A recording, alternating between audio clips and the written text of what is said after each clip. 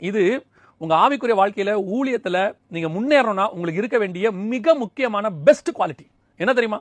உன்னை தூஷிக்கிறவர்கள், உன்னை கேவலமா பேசுறவங்க, உன்னை தரக்குறைவா பேசுறவங்களுக்கு எதிரில் ஆர்கியூவே பண்ணாதீங்க. காது கேளாதவர்களை போல இருங்க. ஏன் தெரியுமா? நீங்கள் அப்படி இருக்கும்போது உங்களுக்காக வழக்காடுகிறவர் கர்த்தர். அதான் ரொம்ப முக்கியம். பல நேரங்களில் கர்த்தர் உங்களுக்கு ஒன்று சொல்லியிருப்பாரு, டிஸ்கரேஜ் பண்ற மாதிரி ஒரு கூட்டம் எழும்பும். கர்த்தர் உன்னை ஒரு ஊழியத்துக்கு ஒன்று அழைச்சிருப்பாரு, உன்னை ஒரு காரியம் செய்ய சொல்லியிருப்பாரு. அப்படியே ஆப்போசிட்டா ஏன் கூட இருக்கிறவங்க சொல்லுவாங்க, டிஸ்கரேஜ் பண்ணுவாங்க. இதுக்கப்புறம் அந்த மினிஸ்ட்ரி நீ எப்படி செய்ய போறோம் நீ மலைக்கிற அளவுக்கு பேசுவாங்க. நீ நன்மை செஞ்சிருப்ப, தீமை பேசுவாங்க. குடும்பத்தில் நீங்க நன்மை செஞ்சிருப்பீங்க, நீங்க என்ன அப்படி செஞ்சிட்டீங்க அப்படின்னு தீமை பேசுவாங்க. உங்க வாழ்நாள் எல்லாம் உங்களுடைய ரத்தத்தை ஊத்தி குடும்பத்துக்காக உழைச்சிருப்பீங்க, அப்படியே பிள்ளைகளும் மற்றவங்களும் அசட்டை பண்ணுவாங்க. அந்த நேரத்தில் அவங்க பேசக்கூடிய காரியங்களுக்கு வசனம் சொல்லுது, காது கேளாதவளை போல இருங்க. அதான் நல்லது. ஏன் தெரியுமா? இந்த காது கேளாதவனை போல நீங்க இருந்துட்டீங்கன்னா அதை கேட்கிறவர் கர்த்தர். உங்களுக்காக நீங்க வழக்காடாதீங்க, உங்களுடைய நன்மையை நீங்க சொல்லாதீங்க, உங்களை பத்தின சாட்சியை நீங்களே சொல்லிக்கிட்டு இருக்காதீங்க.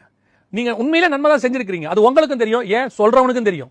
உங்ககிட்ட உதவி வாங்கினவனே உனக்கு அகைன்ஸ்டா பேசுவான், உன் கூட இருக்கிறவங்களே பேசுவாங்க, உன்னை பத்தி தரக்குறைவா பேசுவாங்க. காது கேளாதவனை போல இருங்க.